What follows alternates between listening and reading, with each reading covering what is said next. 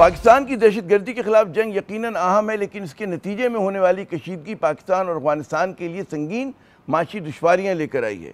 اکتوبر 2025 میں ہونے والی جھڑپوں اور دہشت گردی کے پس منظر میں پاکستان اور افغانستان کے درمیان تجارت آج کل معطل ہے، جس کا نقصان ڈیورنڈ لائن کے دونوں طرف رہنے والے لاکھوں باشندوں کو براہ راست اور بلا واسطہ ہو رہا ہے۔ اگر پاکستان کی بات کریں تو یہ نقصان صرف مقامی معیشتوں یا خیبر پختونخوا اور بلوچستان ہی کو نہیں، بلکہ اس سے قومی معیشت بھی متاثر ہو رہی ہے۔ گزشتہ مالی سال کے ابتدائی اعداد و شمار کے مطابق دونوں ممالک کے درمیان تجارت کا حجم وہ $2 ارب سے زیادہ رہا، جو 2023 اور 24 کے مقابلے میں تقریباً 10% سے زیادہ تھا۔ اس دو طرفہ تجارت میں توازن پاکستان کے حق میں ہے، کیونکہ افغانستان کو پاکستان کی درآمدات کے مقابلے میں دگنی سے بھی زیادہ ہیں۔ لیکن حالیہ پاکستان افغانستان کشیدگی کی وجہ سے رواں مالی سال کے پہلے 4 ماہ میں تجارت کا حجم وہ 14% سے زیادہ سکڑ چکا ہے۔ صرف اکتوبر میں تجارتی حجم وہ 54% گر چکا ہے اور اس کے مزید سکڑنے کے قوی امکانات ہیں۔ چمن اور تورخم کے بڑے تجارتی راستے بند ہیں۔ مقامی سطح پر اس صورتحال سے ہزاروں ٹرک ڈرائیور، چھوٹے تاجر اور مزدور بے روزگار ہو چکے ہیں۔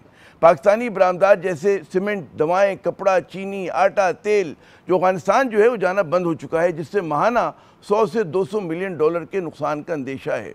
دوسری جانب افغانستان کے وہ بازار جو پاکستانی اشیاء سے بھرے ہوتے تھے، وہاں دوسرے ممالک کی اشیاء نظر آ رہی ہیں، خصوصاً ایران کی۔ خیبر پختونخوا میں صنعتیں، خاص طور پہ سیمنٹ فیکٹریاں جو افغانستان کے کوئلے پر انحصار کرتی ہیں، متاثر ہو رہی ہیں اور ہزاروں ملازمتیں خطرے میں ہیں۔ افغان ٹرانزٹ ٹریڈ کی بندش سے کراچی اور گوادر جیسی بندرگاہوں سے ہونے والی آمدنی میں کمی ہوگی۔ اسی طرح پاکستان کا وسط ایشیا ممالک تک براستہ افغانستان تجارتی راہداری کا جو خواب ہے، وہ محض خواب ہی رہ جائے گا۔ افغان مارکیٹ کھو دینے سے پاکستانی تاجروں کو ایران، ترکی اور وسط ایشیا کا رخ کرنا پڑ رہا ہے، جو ظاہر ہے کہ ایک مہنگا اور پیچیدہ کام ہے۔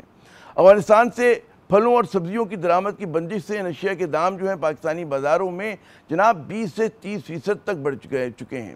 اس سے زیادہ مشکل صورتحال وہ افغانستان کی ہے۔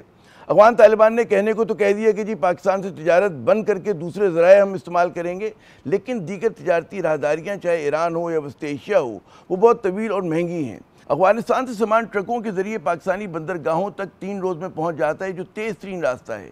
فی الوقت افغانستان میں ہم دیکھتے ہیں کہ تمام روزمرہ ضروریات کا 60 سے 70% سامان وہ اچھے دنوں میں پاکستان سے درآمد کیا جاتا تھا۔ تجارت معطل ہونے کی وجہ سے وہاں بنیادی اشیاء کی قلت اور مہنگائی ہو گئی ہے۔ آٹا، چاول، دوائیں اور تیل دستیاب نہ ہونے سے ان سب کی قیمتوں میں آگ لگی ہوئی ہے۔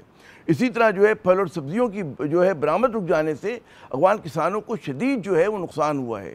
اطلاعات کے مطابق 5000 سے زیادہ ٹرک اور کنٹینرز وہ دونوں جانب پھنسے ہوئے ہیں، جس سے تاجروں کو لاکھوں ڈالر کا نقصان ہو رہا ہے۔